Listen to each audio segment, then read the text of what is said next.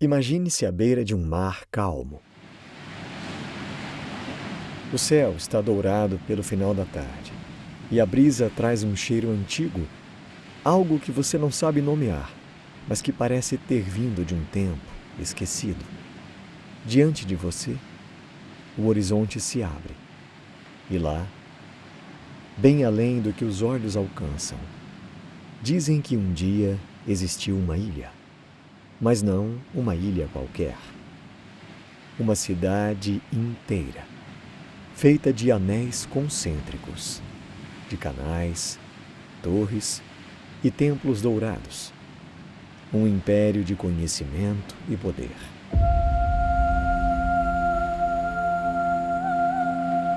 Atlântida. Uma palavra que ecoa há mais de 2000 anos. Uma história contada por Platão e que nunca mais deixou de ser contada. Mas afinal, o que era a Atlântida? Um mito? Uma lembrança distorcida? Uma metáfora política? Ou uma civilização real soterrada no fundo do mar? Hoje, no Navegante Historiador, vamos atravessar as eras em busca dessas respostas. E como sempre aqui no canal, você vai escutar com calma, com profundidade e com narração humana. Prepare-se, porque nesta travessia, o que está em jogo não é apenas a história de uma cidade, mas o modo como escolhemos lembrar ou esquecer o que já fomos. A primeira menção conhecida à Atlântida vem de um filósofo, e não de qualquer um, e sim de Platão, o pai da filosofia ocidental. A história aparece em 2 diálogos escritos por ele no século IV a.C., Timeu e Crítias. Obras que juntas formam um projeto literário inacabado. A Atlântida não é o tema central desses textos, mas se tornou, com o tempo, o seu fragmento mais duradouro. No Timeu, Platão introduz a Atlântida como um relato transmitido ao sábio Solon, um dos 7 sábios da Grécia. Solon teria ouvido a história durante uma viagem ao Egito, contada por sacerdotes da cidade de Sais. Lá, nos arquivos dos templos egípcios, existiria o registro de uma civilização antiquíssima, muito mais antiga que Atenas, chamada Atlântida. De acordo com Platão, a Atlântida era uma potência naval localizada além das colunas de Hércules, o que hoje chamamos de Estreito de Gibraltar. Uma ilha gigantesca, maior que a Líbia e a Ásia juntas, rica em recursos naturais, com terras férteis, montanhas, florestas e uma sociedade avançada. Aqui está um trecho fiel ao Timeu, na tradução de Carlos Alberto Nunes. Em certa ocasião, essa potência colossal lançou seus exércitos contra toda a Europa e a Ásia. Então, foi a cidade de Atenas que enfrentou sozinha essa invasão e, gloriosamente, libertou os povos oprimidos. Mas, mais tarde, ocorreram terremotos e inundações terríveis. Num único dia e noite de infortúnio, a ilha de Atlântida afundou no mar e desapareceu. Essa é a primeira versão do mito, simples, direta e simbólica. Mas no diálogo seguinte, Crítias, Platão amplia, e muito, o seu relato. Ele descreve com riqueza de detalhes a organização da Atlântida, uma cidade em círculos concêntricos de terra e mar, conectados por canais, com pontes, templos, palácios e uma cultura refinada. Tudo muito maior e mais grandioso que a própria Atenas. Platão afirma que a Atlântida foi fundada por Poseidon, o deus do mar, que dividiu a ilha entre seus filhos. O reinado foi justo por gerações, até que a sociedade foi corrompida pela ganância e pelo poder. Então, os deuses indignados a castigaram. Aqui, Platão parece lançar mão de um recurso literário clássico, o uso do mito para criticar a decadência moral. Muitos estudiosos acreditam que a Atlântida, mais do que um lugar, é uma espécie de advertência, uma imagem daquilo que acontece quando uma sociedade perde a sua medida. É importante dizer, Platão não apresenta essa história como se fosse um mito. Pelo contrário, ele a introduz como uma narrativa verdadeira, registrada pelos egípcios e transmitida por Solon. Mas os estudiosos clássicos são quase unânimes em afirmar que Platão constrói a história de Atlântida como um instrumento filosófico, para poder exemplificar ideias centrais da sua obra, como a oposição entre a cidade justa, que seria Atenas, e a cidade corrompida, Atlântida. O que dá força ao mito é a mistura entre o verossímil e o alegórico. As descrições são minuciosas. Ele fala das medidas da cidade, das proporções dos edifícios, das leis dos reis, mas ao mesmo tempo tudo soa grandioso demais, simbólico demais, como um espelho exagerado do mundo real. É como se Platão quisesse dizer: isso pode até ter acontecido, mas o que importa é o que isso diz sobre nós. E talvez o mais intrigante, Platão nunca terminou o diálogo Critias. Ele se encerra de forma abrupta, como se a própria Atlântida tivesse sumido do texto da mesma forma que desapareceu do mundo. Até hoje, não há nenhuma referência à Atlântida em textos anteriores a Platão. Nenhum outro autor grego fala dela antes. Nenhum registro egípcio jamais foi encontrado com tal relato. Não há mapas, nem menções arqueológicas no Mediterrâneo do século IV a.C., que sustentem a história como fato histórico direto. Ainda assim, a força do nome e da imagem sobreviveu por mais de 2 milênios e deu origem a um dos maiores enigmas da imaginação humana: a repercussão histórica da Atlântida. Quando Platão escreveu sobre a Atlântida, não havia imprensa nem sequer a ideia de ficção científica. Seu texto circulava como filosofia e como literatura. E por muitos séculos permaneceu exatamente assim. Uma curiosidade erudita, lida por poucos e raramente levada ao pé da letra. Ao contrário do que se imagina hoje, os antigos gregos não abraçaram a história de Atlântida como um relato histórico literal. Nem mesmo entre os próprios discípulos de Platão, ela teve grande repercussão. Aristóteles, seu aluno mais célebre, teria dito, segundo tradições posteriores, que Platão inventou a Atlântida e também a destruiu. Os registros históricos confirmam: nenhum autor da Antiguidade Clássica trata a Atlântida como fato. Heródoto, Tucídides, Plínio, Estrabão, Diodoro da Cilícia, todos eles escreveram sobre terras e povos distantes, mas não mencionam a ilha afundada. Esse silêncio é eloquente.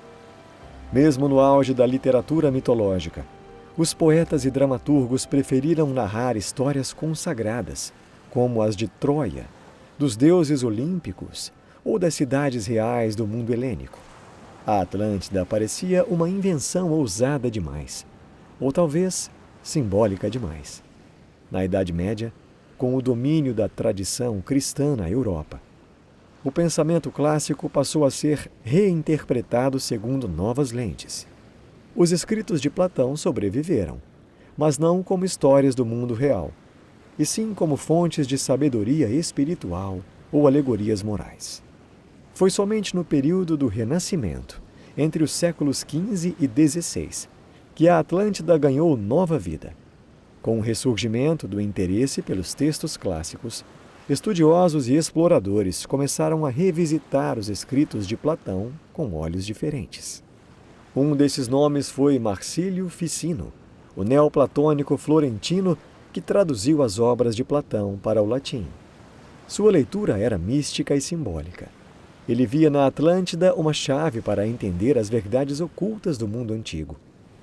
Mas ainda assim, tratava o relato como metáfora.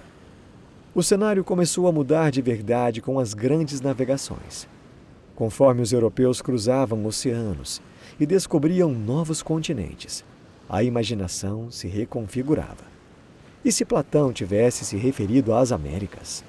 E se a Atlântida estivesse no Novo Mundo? Ideias assim ganharam força com Francis Bacon, que em 1627 publicou Nova Atlântida. Ali, a ilha imaginada por Platão se transformava num modelo de sociedade científica e iluminada. Bacon não afirmava que a Atlântida existira, mas usava o nome para construir um ideal utópico. Já no século XIX, com o avanço da arqueologia e o romantismo europeu, surgiram os primeiros autores a tratar a Atlântida como um fato perdido da história humana. Um dos principais nomes dessa guinada foi Ignatius Donnelly, um político e escritor americano que em 1882 publicou Atlantis, o mundo antediluviano. Donnelly acreditava que a Atlântida era a civilização mãe de todas as outras, que todos os mitos, religiões e culturas derivavam dela. Ele afirmava, por exemplo, que as pirâmides do Egito e da América Central tinham a mesma origem atlante, mas seus argumentos eram baseados em analogias livres e não em evidências científicas. A partir daí, o que era filosofia passou a ser terreno fértil para especulações, para misticismo, para teorias esotéricas e até ideologias perigosas. A Atlântida, pela primeira vez, saiu do mundo das ideias e entrou no campo das crenças. E ainda assim, durante quase 2000 anos, a história ficou esquecida nas entrelinhas da filosofia. Foi apenas com a redescoberta e reinvenção moderna que o mito se transformou em fenômeno cultural. A Atlântida de Platão não foi recebida como história. Não inspirou campanhas militares, não gerou mapas, não se tornou dogma religioso. Pelo contrário, foi ignorada, relativizada, reinterpretada, até que o mundo moderno decidiu vê-la com olhos diferentes. Essa ausência, esse vácuo de importância histórica real, é justamente o que torna a Atlântida tão fascinante. Ela sobreviveu não por ser lembrada, mas por ser esquecida de maneira provocante.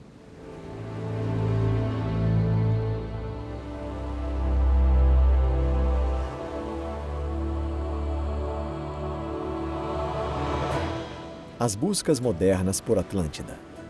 Desde o Renascimento, mas sobretudo a partir do século XIX, a Atlântida deixou de ser um símbolo e passou a ser tratada por alguns como uma realidade desaparecida a ser reencontrada.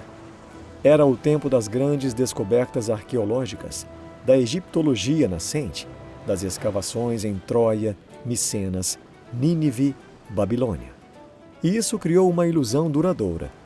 Se tantas cidades míticas estavam sendo reveladas sob a terra, por que não a Atlântida?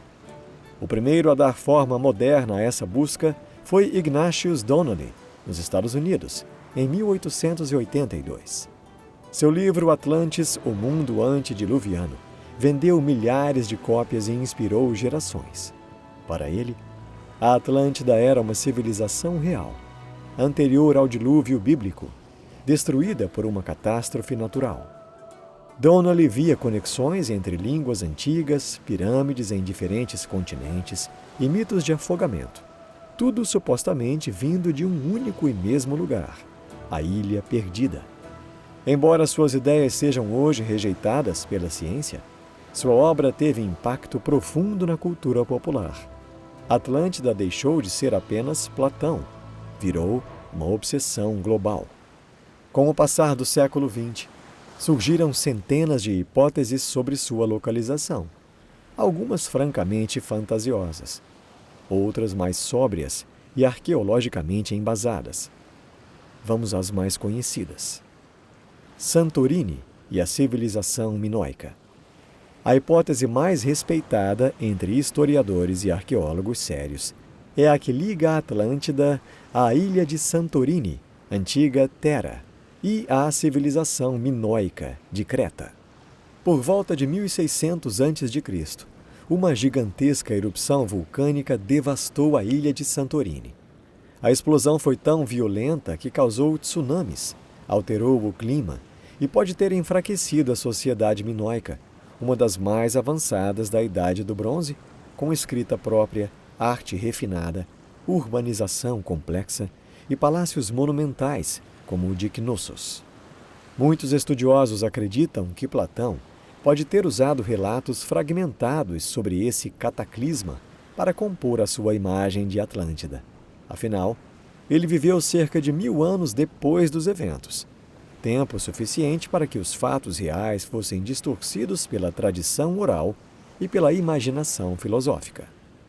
Essa teoria tem o mérito de não exigir fantasias, e ainda assim se alinha a elementos do relato platônico. Uma ilha poderosa, com grande influência marítima, destruída subitamente por um desastre natural. Apesar da plausibilidade da hipótese minoica, isso não impediu que outras ideias proliferassem. Entre as propostas mais conhecidas temos o Atlântico Norte, com candidatos como os Açores, as Ilhas Canárias e a costa da Península Ibérica. O Saara Ocidental, onde estruturas geológicas como a estrutura de Richat, o Olho do Saara, foram associadas por alguns ao formato circular da cidade descrita por Platão. A América do Sul, especialmente a Amazônia e os Andes, onde ruínas antigas e culturas complexas, como a dos Incas, foram tomadas como herdeiras da Atlântida. E até a Antártida, em teorias mais extravagantes, que supõem deslocamentos de placas tectônicas ou civilizações tecnológicas anteriores ao registro arqueológico. É importante deixar claro, nenhuma dessas hipóteses foi comprovada cientificamente. Nenhum vestígio material ou textual confirma a existência de uma Atlântida literal, e muito menos a sua localização geográfica exata. Os arqueólogos profissionais, de forma geral, consideram a Atlântida um mito filosófico com possíveis inspirações reais, mas não uma civilização que possa ser escavada como Troia ou Cartago. A maior dificuldade é que não há continuidade cultural, artefatos, inscrições e nem qualquer traço linguístico que indique a existência de uma civilização atlante distinta. O que há são vestígios de muitas culturas insulares que floresceram e depois colapsaram, como os minoicos, os povos do Mediterrâneo Ocidental, os fenícios e os próprios povos ibéricos pré-romanos.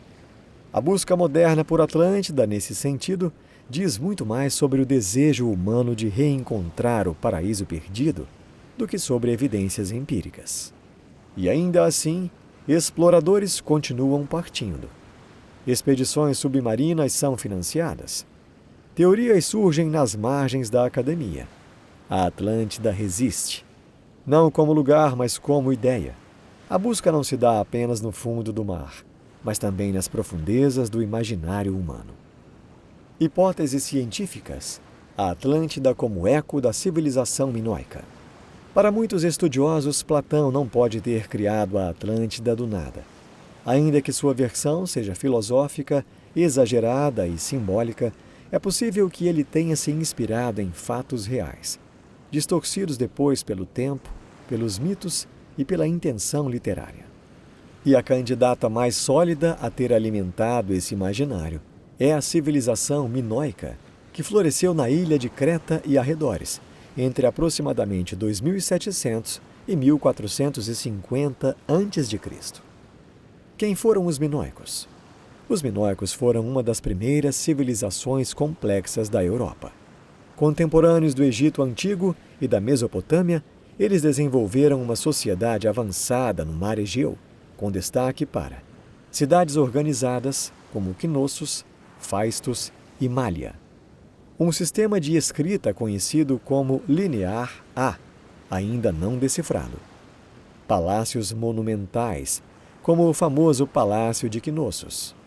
Uma economia baseada no comércio marítimo, especialmente com o Egito, Chipre e o Levante. Uma cultura material riquíssima, com cerâmicas refinadas, afrescos coloridos e arte religiosa centrada no culto à deusa-mãe e aos touros, imagem esta que mais tarde daria origem ao mito do Minotauro. Os minoicos pareciam dominar os mares do Mediterrâneo Oriental e desapareceram de forma abrupta. Por volta do ano 1600 a.C., um dos maiores desastres naturais da antiguidade aconteceu. A erupção do vulcão da ilha de Thera, hoje chamada Santorini. A explosão foi catastrófica. Estima-se que tenha sido 4 vezes mais poderosa que a do Krakatoa, em 1883. O centro da ilha foi destruído, formando a caldeira que hoje caracteriza Santorini. Tsunamis atingiram as costas da Grécia, da Ásia Menor e, provavelmente, de Creta. Camadas de cinza vulcânica cobriram a ilha e afetaram o clima regional por anos. A cidade de Akrotiri, uma espécie de Pompeia minoica, foi preservada sob cinzas, com afrescos belíssimos, com ruas pavimentadas e encanamento avançado.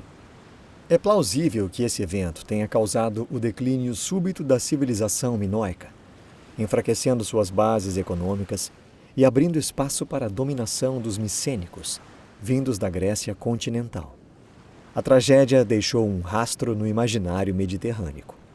E embora não haja evidência direta de que Platão conhecesse esse evento em detalhes, alguns estudiosos defendem que o mito da Atlântida é uma lembrança deformada desse cataclisma antigo.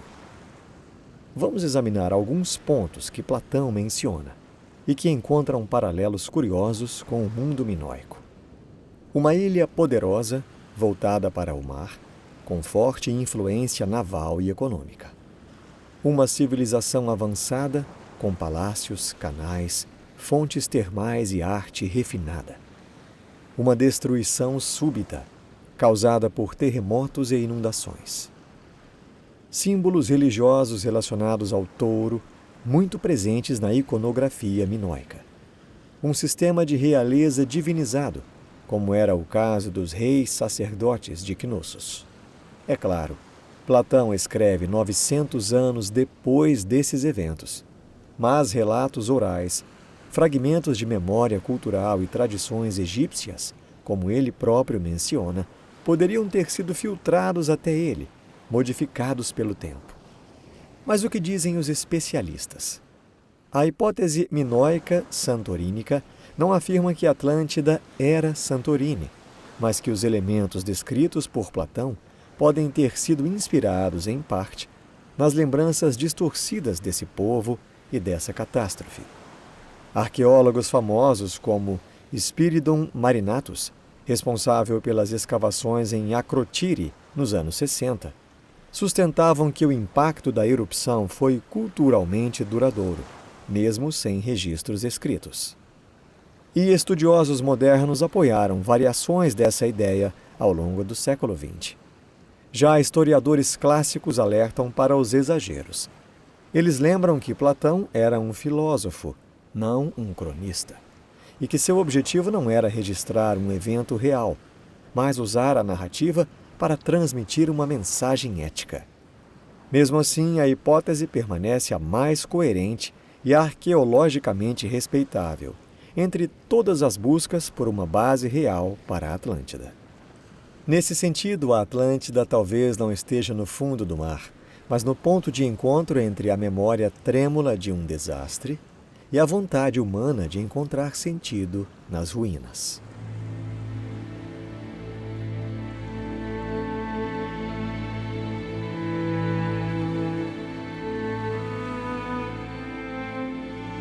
A partir do século XIX, algo curioso aconteceu com Atlântida.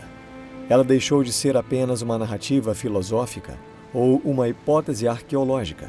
Tornou-se, aos poucos, um espelho dos desejos e delírios modernos, um símbolo moldável onde cada época projetou suas esperanças, seus medos e fantasias. Uma das primeiras correntes a se apropriar do mito foi o esoterismo europeu, que no final do século XIX buscava raízes ocultas para a sabedoria ancestral. A Sociedade Teosófica, fundada por Helena Blavatsky, afirmava que a Atlântida não só existiu, como teria sido o berço de uma raça raiz espiritualmente evoluída. Blavatsky descrevia a Atlântida como um continente avançado em tecnologia e espiritualidade, que teria sido destruído por abuso de poder. Segundo ela, os sobreviventes da Atlântida teriam fundado civilizações posteriores, como o Egito e os Maias, preservando fragmentos de sua sabedoria. É importante notar que essas ideias não têm qualquer base arqueológica ou textual confiável. Eram interpretações místicas, muitas vezes influenciadas por crenças racialistas típicas da época. Mesmo assim, essas teorias se espalharam como pólvora, influenciando escritores, ocultistas e até ordens iniciáticas no século XX. Atlântida e ideologias perigosas. No início do século XX, o mito foi apropriado por ideologias ainda mais preocupantes. Círculos ligados ao nacional-socialismo alemão se interessaram pela ideia de uma civilização superior, perdida no passado remoto. Alguns teóricos do nazismo, como Heinrich Himmler, tentaram encontrar uma origem mítica para a raça ariana. A Atlântida foi invocada, então, como um possível ponto de partida. Misturaram-se lendas nórdicas, tradições ocultistas e fantasias pseudocientíficas. Nenhuma dessas ideias resistiu a qualquer análise séria.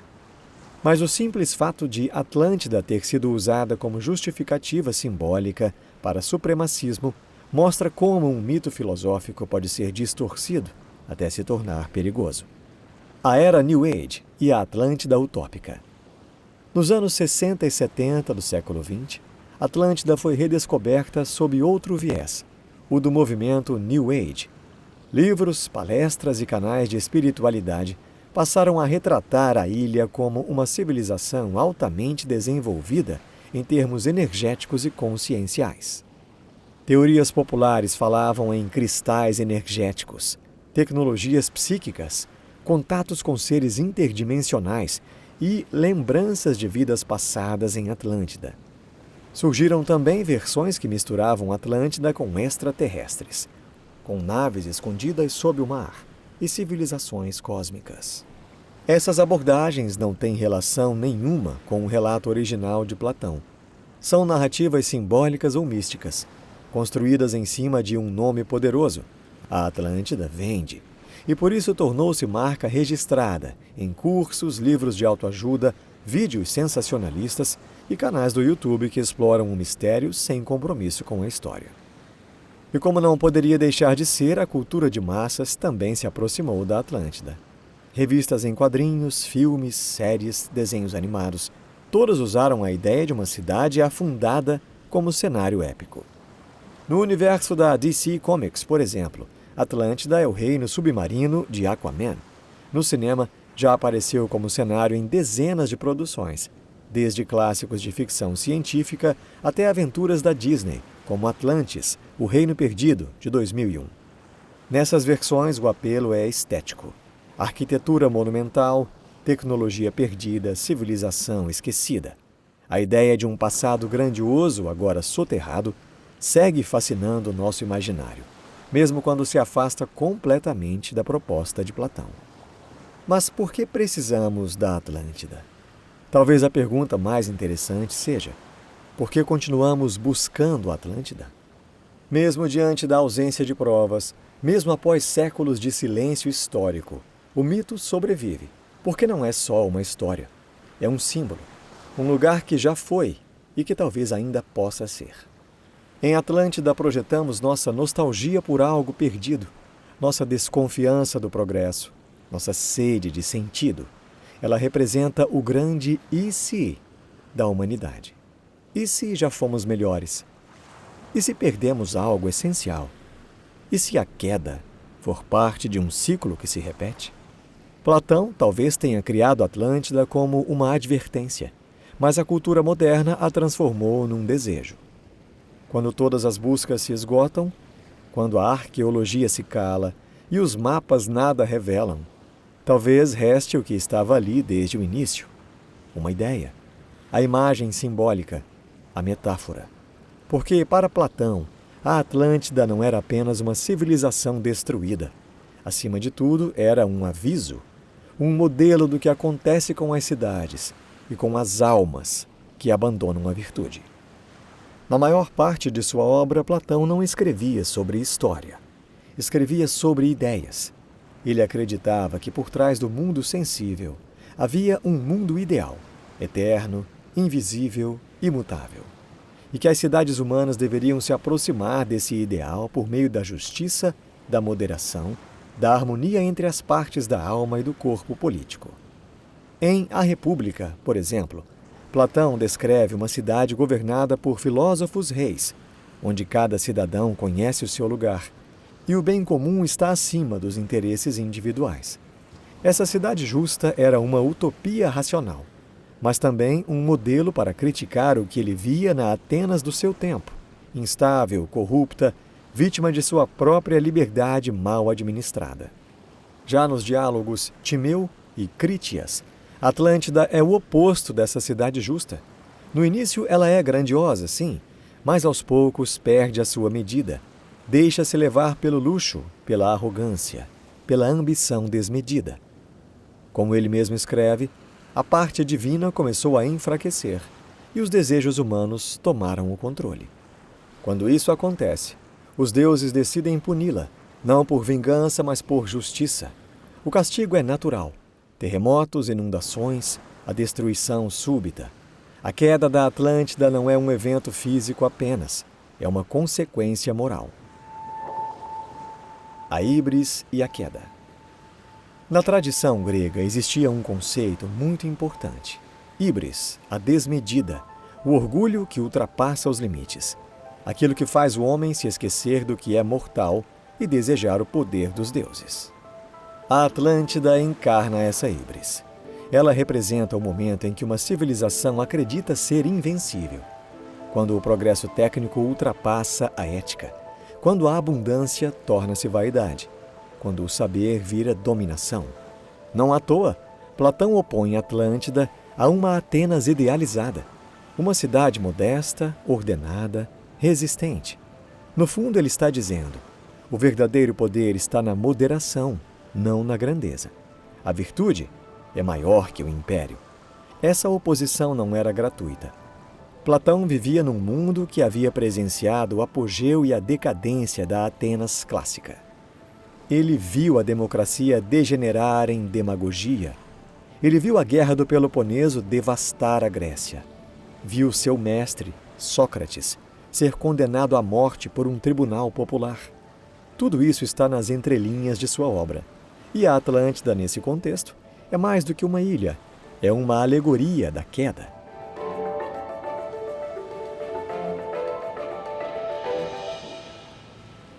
A Atlântida como espelho de nós mesmos.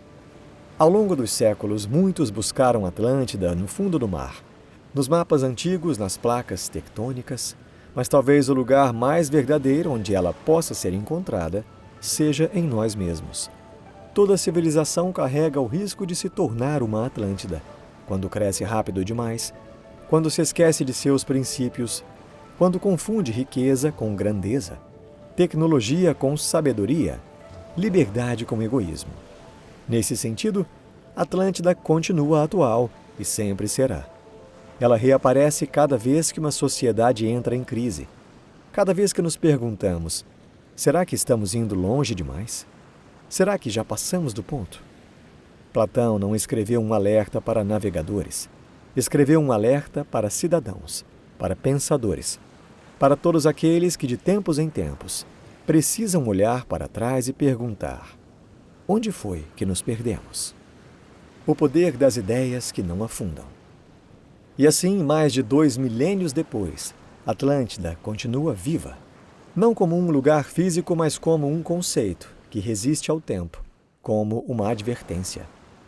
Porque cidades grandiosas podem ser destruídas, povos podem ser esquecidos, ruínas engolidas pelo mar, mas as ideias permanecem. à deriva talvez, mas nunca totalmente submersas. E assim Atlântida afundou.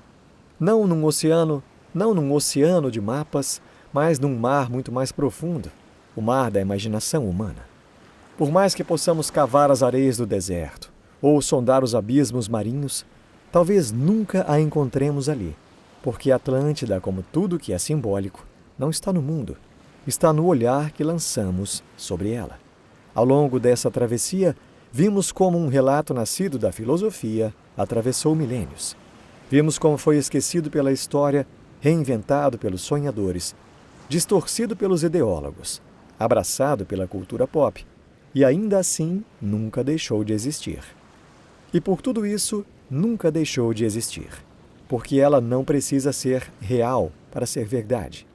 Atlântida vive em cada ideia grandiosa que perdeu a medida, em cada sociedade que se esqueceu de seu centro, em cada civilização que amou mais o seu próprio reflexo do que a sua raiz. Mas também, Atlântida pode ser a lembrança do que somos capazes de imaginar, um vislumbre de algo belo antes da queda, um suspiro de plenitude que nunca se realizou, mas que por isso mesmo permanece intacto. Foi Platão quem nos deu essa imagem, não para que procurássemos com submarinos ou drones, mas para que a encontrássemos talvez em nosso próprio modo de existir no mundo.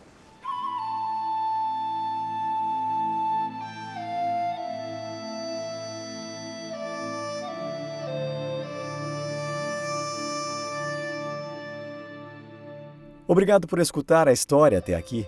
Se ela te levou a algum lugar, para dentro ou para longe, já valeu o tempo que passamos juntos. Este é o Navegante Historiador, um canal feito com calma, com cuidado e com voz humana. Se você gostou da jornada, considere deixar o seu like, se inscrever aqui no canal e compartilhar com alguém que também aprecia histórias profundas contadas devagar. E se você quiser sugerir outros temas, deixe aqui nos seus comentários. O mar da história é vasto e ainda há muitos portos a visitar. Até a próxima!